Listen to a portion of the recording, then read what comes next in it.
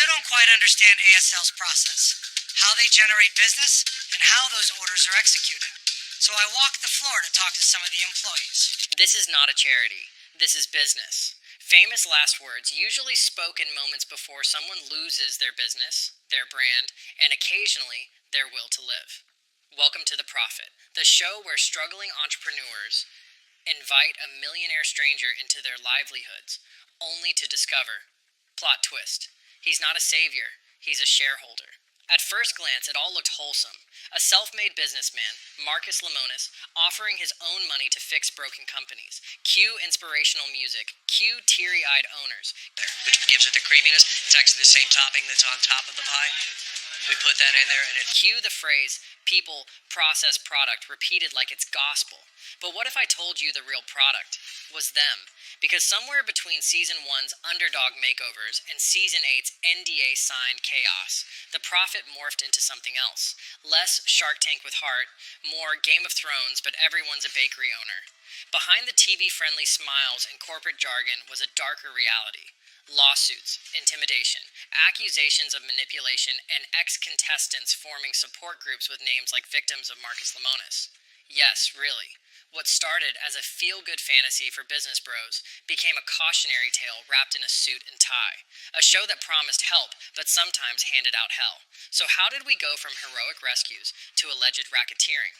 Let's rewind, because the only way to understand how The Profit collapsed is to look back at how it built itself up. Is that I always love a good redemption story. And when it doesn't end well, like it does in this episode, it's important to me that people get a chance to redeem themselves. Once upon a time, back when business reality TV still had a hint of reality, CNBC had a genius idea.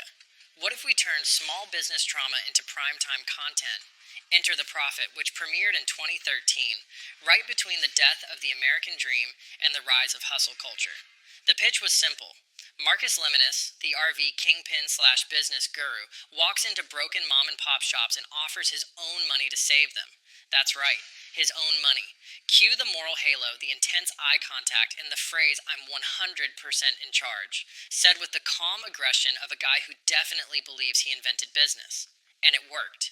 By 2016, The Profit was CNBC's most popular original series, pulling nearly 2 million viewers per episode. Viewers loved it. Entrepreneurs saw Marcus as a cross between Oprah, Mr. Clean, and Gordon Ramsay for the QuickBooks crowd. It's for my salary. If she needs money, I give it to her. Let me see if I understand that again. She doesn't get paid. The man had a formula: people, process, product, and people ate it up like it was a TED Talk dipped in barbecue sauce. CNBC even launched the hashtag #ShareTheProfit campaign, where sharing a clip on Facebook would somehow help small businesses, because nothing screams saving capitalism like a hashtag. Lemonis became a celebrity entrepreneur. The guy who could walk into your failing frozen yogurt shop, slap some chalkboard paint on the wall, fire your cousin Tony, and double your revenue in 48 hours. TV magic, baby. And there were spin-offs. There was The Partner in 2017. There were international episodes. He even did a profit in Cuba. Because nothing says local small business like importing capitalism to a communist country. It was peak myth-making. Not 100% accurate. Yeah. Maybe Anthony's father, Louis, can shed some light about how Anthony runs things around here. Marcus wasn't just a businessman. He was the businessman. A man so confident, he looked at a bankrupt company and said, "Yeah, I can fix that," on camera. But as we now know, every legend has a backstory, and most empires are built on fine print. It started like any great downfall, slowly, then all at once. For a while, everything The Profit touched turned to gold, or at least a decent online reviews and increased foot traffic. But by season 5, some viewers started noticing a pattern, a suspiciously formulaic pattern. Every episode went like this. Struggling business. Marcus walks in, shocked at how bad things are, fixes branding, fires someone, has a dramatic walkout, comes back, gives money. Everyone claps, roll credits. And yet, behind those credits, a different story was brewing. Because as it turns out, when someone says they're 100% in charge, they really mean you're 0% in control. A test. No, I know, but what we would do is we usually would file it up tomorrow or the next day. I wasn't asking you to change your process. I was asking you to tell me what your process was. Act 1. Courage Break. Let's talk about Courage B, a boutique clothing company run by Nicholas Garreau and Stephanie Mencken. On camera, Marcus looked like a knight in fitted blazers. Behind the scenes, the duo later alleged that Marcus tanked their business, saddled them with debt, and walked away with control of their brand. Then came the lawsuit, then came the others. By 2018, Inc. magazine reported that Marcus was facing at least 6 lawsuits, accusations ranging from breach of contract to tortious interference and straight-up corporate looting. The phrase racketeering scheme even made it into one complaint.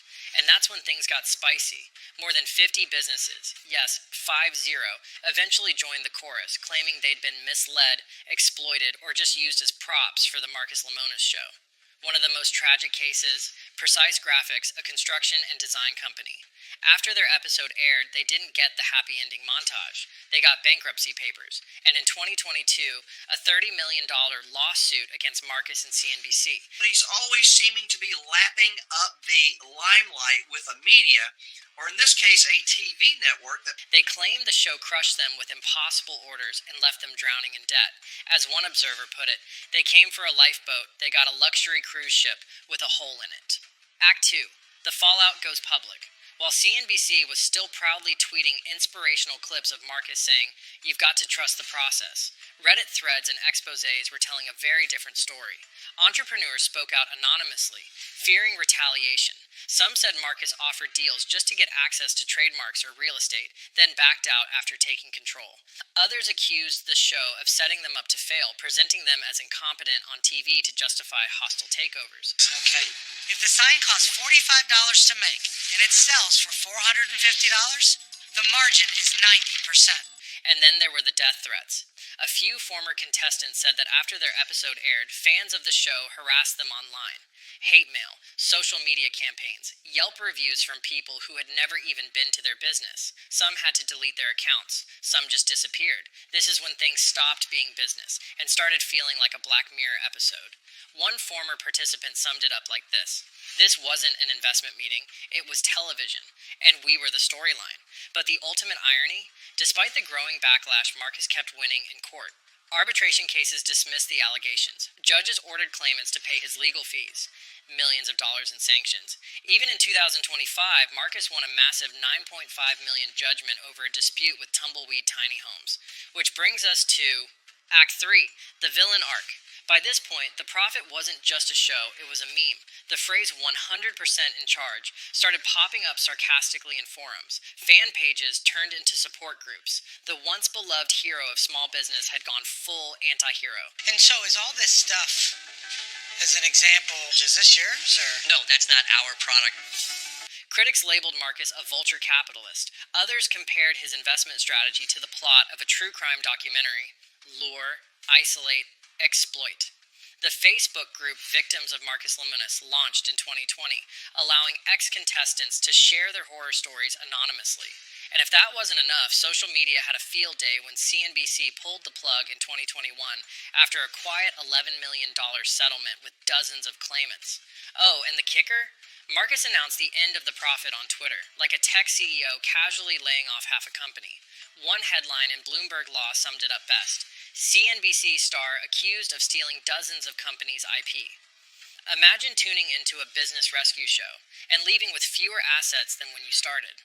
He always wins. Now, to be fair, Marcus has denied everything. Repeatedly. He says he acted in good faith. He says every deal was consensual. He says the contracts were clear. And legally, he's not wrong. In fact, he's won nearly every case brought against him. That I should know about him. Be honest, that would drive me crazy, that drives you crazy. One New York judge even called the lawsuits a warning sign about over-litigation. Translation: don't sue the guy with more lawyers than you have employees. Marcus himself put it bluntly in an interview: "I've never lost a case, and I sleep well at night." Cool flex. But when more than 50 small business owners say you destroyed their lives, even if it's not illegal, it kind of makes you wonder, was The Prophet ever really about helping people? Or was it just a beautifully lit, professionally edited power trip? Because from where we're standing, it sure looks like the latter. At this point, The Prophet wasn't just past its prime. It was rotting on the shelf, vacuum-sealed in polished sound bites and reheated drama. Don't suck. They don't have the sales number as those, but those are sold every week. He's saying is, if we're going to do 15, Because after 8 seasons, The Prophet became what every business show dreads becoming: predictable as hell. The script? Identical. Step 1. Marcus walks in and acts shocked. A bakery doesn't know its profit margins. Step 2, he fires a family member. Step 3, buys 51% of the business. Step 4, slaps a new logo on the window. Step 5, everyone hugs, freeze frame, cut to black. Repeat, repeat, repeat. No nuance, no long-term results. Just a marketing makeover filmed in 4K and edited to make it look like a miracle happened in 36 hours. And what was once pitched as authentic business rescue started to feel more like brand rehab meets hostage negotiation. You can bet on 3 numbers, 11 to 1, 4 numbers, 8 to 1. This is the only spot on the board for 5 numbers. By the time season 8 rolled around, even the emotional breakthroughs felt algorithmic. You could almost hear the producer whisper off camera, "Okay, Marcus, now ask about their childhood trauma. We need tears before the second ad break." Meanwhile, the internet had turned. Reddit threads were dissecting every episode like true crime podcasts. YouTube reaction videos popped up from former contestants saying, "Here's what they didn't show you."